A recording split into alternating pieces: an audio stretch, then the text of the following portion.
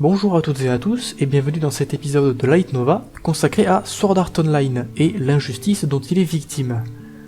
Alors, je précise que la majeure partie de cette vidéo sera destinée aux personnes qui connaissent déjà l'histoire, et je mettrai une alerte spoiler en temps voulu. Il faut tout d'abord savoir que ce light novel, écrit par Reiki Kawahara, était à l'origine destiné à être présenté lors d'un concours en 2001, mais qu'il s'est vu refuser l'entrée car il dépassait le nombre de pages limite. L'auteur le diffusera alors sur internet, où il connut un petit succès, et il publiera dans le temps plusieurs histoires supplémentaires qui viendront compléter le scénario principal de ce premier tome. Ce n'est que bien plus tard, en 2008, lors de la présentation d'un autre de ses light novels qui gagna cette fois-ci le Grand Prix, qu'un éditeur demanda à Kawahara de reprendre son vieux projet Sword Art Online. Chose qu'il accepta, au grand bonheur de milliers de personnes, et qui comprend aujourd'hui 17 tomes et est toujours en cours de publication. Ils sont traduits en français aux éditions Ofelb depuis 2015.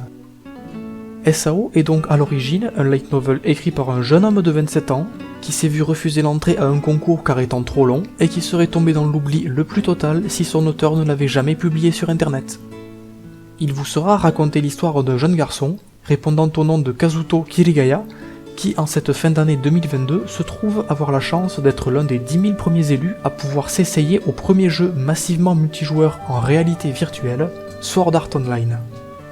A l'aide d'un équipement nommé Nerve Gear, interceptant les signaux neuronaux, il est désormais possible de se plonger intégralement dans un environnement en réalité virtuelle et de vivre une expérience en immersion complète.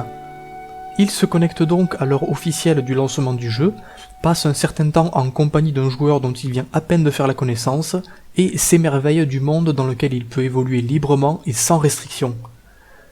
Mais bien entendu, il faut un élément perturbateur à tout cela.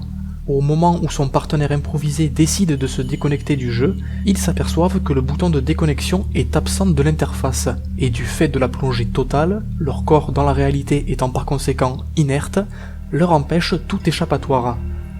C'est à ce moment que le créateur du jeu, Akihiko Kayaba, va apprendre aux 10 000 joueurs que tout cela est entièrement normal, se trouvant être de son fait, et qu'ils sont piégés ici, le retrait du Nerve Gear de force par l'un de leurs proches, entraînant leur mort via un système de sécurité qui leur grillera le cerveau.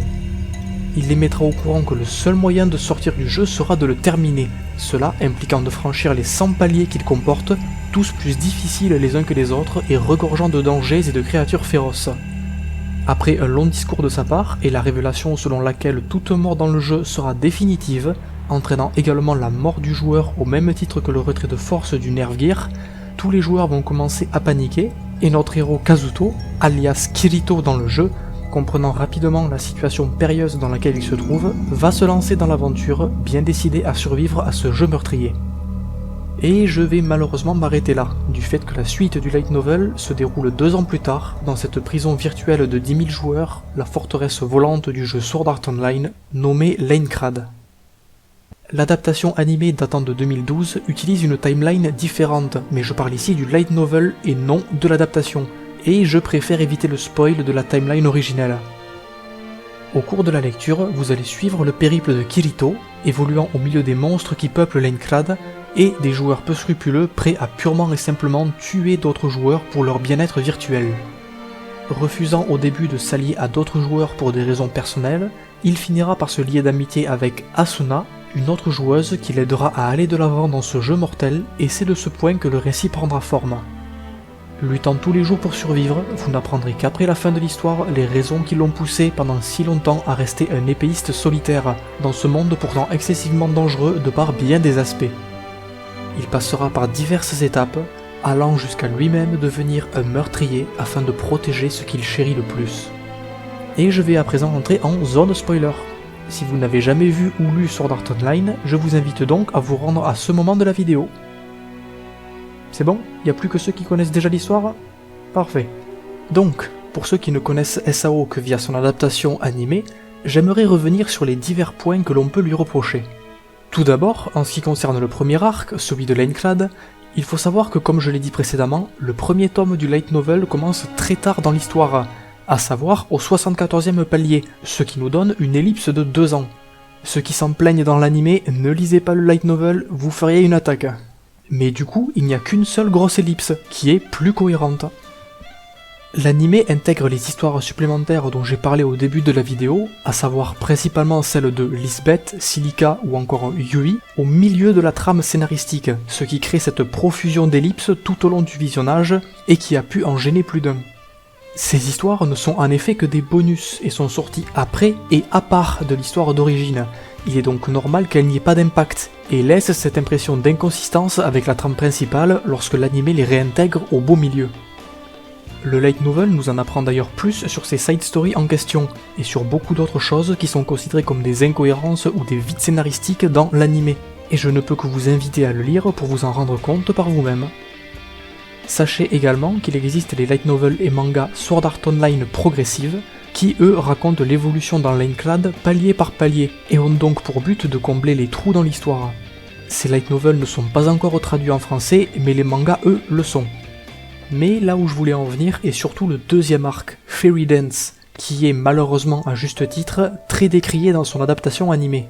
Je ne vais donc ici faire référence que à ce second arc, constitué des tomes 3 et 4, se passant dans Alfheim Online. Déjà, il est trop souvent oublié le fait que Sugo, l'antagoniste, mène des expériences illégales sur des humains afin de pouvoir contrôler et manipuler leurs émotions et leur mémoire, dans le but de vendre le résultat de ses recherches au plus offrant.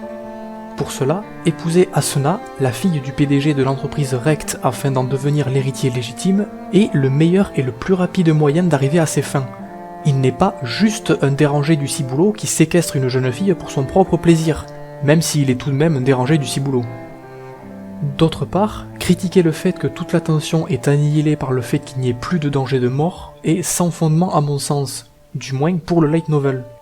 Certes, cela tranche très clairement avec la première partie, mais cette tension est remplacée par l'urgence de sauver la femme qu'il aime, dû au fait qu'il n'y ait pas de système de téléportation dans Alfheim, et que le voyage qu'entreprend Kirito s'étale sur plusieurs journées, une éventuelle mort pourrait le propulser dans une situation encore plus urgente. De plus, il est mis l'accent sur le fait que Kirito considère certes Alfheim comme un simple jeu, ceci afin de se détacher de l'Aincrad qui était sa réalité, mais que malgré cela, les expériences sociales au sein du jeu sont-elles bel et bien réelles, impliquant de vraies personnes derrière leurs avatars, qui ont leur propre personnalité et leur propre vision des choses. Lui qui ne faisait que combattre pour combattre, dans le seul espoir d'éviter de penser à sa condition de prisonnier, se retrouve maintenant à avoir un but précis, une raison de se battre. Et il donnera tout ce qu'il a pour protéger corps et âme ce qu'il a à défendre, ce qui nous fait tout autant nous attacher au personnage qui refuse catégoriquement d'abandonner. Ayant vécu 2 années dans un jeu vidéo mortel, il ne va clairement pas se laisser faire dans cette situation qui, bien que moins dangereuse, reste d'autant plus urgente. Mais il finira par réaliser qu'il est en définitive tout petit et insignifiant dans ce monde sur lequel il n'a pas d'emprise.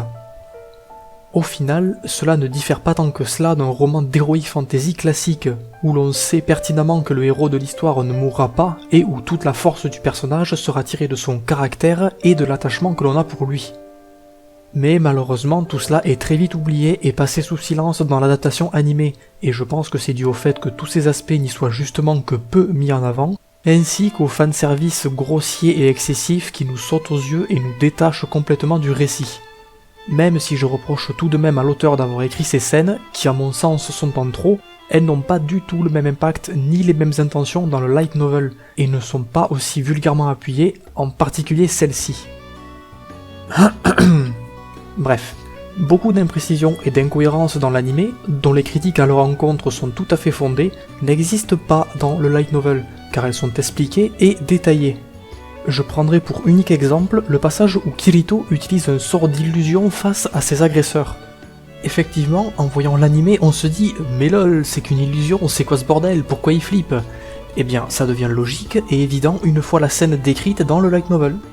Cela peut se comprendre par le fait que seuls les dialogues sont retranscrits lors d'une adaptation, et rarement tout le texte qui va avec, qui pourtant est très important. D'ailleurs, au sujet de ce passage... Hey, je sais pas si vous avez remarqué, mais... Wow. C'était quoi ça? Ouais. Donc, je disais, ce passage est une référence au Seigneur des Anneaux. Un pont, une créature démoniaque... Non, vous me croyez pas? J'ai juste à remonter quelques pages avant... Voilà, je vous laisse lire. Il y a également tout un chapitre de l'histoire qui n'existe pas dans l'anime, alors qu'il était à mon sens important. Ce chapitre permet de comprendre un peu plus Suguha, qui s'échappe du monde réel en se plongeant dans Alfheim, et tente de comprendre ce qu'a pu vivre son frère durant ces 2 années piégé dans l'Aincrad, la barrière entre le réel et le virtuel se faisant de plus en plus indistincte. Ah, et ceux qui s'offusquent des sentiments que ressent Suguha envers Kirito, bizarrement quand ils regardent Game of Thrones, là ça les dérange plus, hein. Et puis allez, ça tombe bien, je vous renvoie vers ces 2 vidéos, ça peut aider.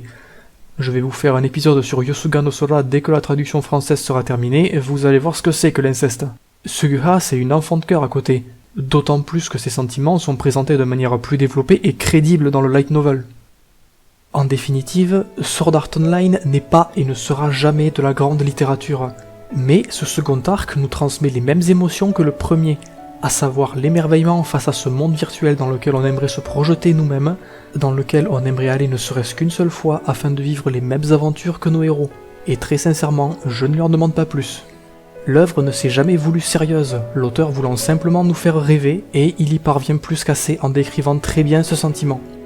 Pour moi, ça me suffit à apprécier cette histoire, et je ne nierai pas avoir eu maintes fois l'envie d'enfiler un Nerf Gear, de revivre tous les moments que j'ai pu passer sur World of Warcraft il y a de cela 10 ans, ainsi que mon envie de re-regarder l'anime ou de relire le light novel encore et encore, en ayant toujours cette même étincelle dans les yeux et ce sourire aux lèvres dont je n'arriverai jamais à me défaire. Sword Art Online ne mérite que la place que vous lui donnez. Que vous l'aimiez ou le détestiez, il est à prendre pour ce qu'il est.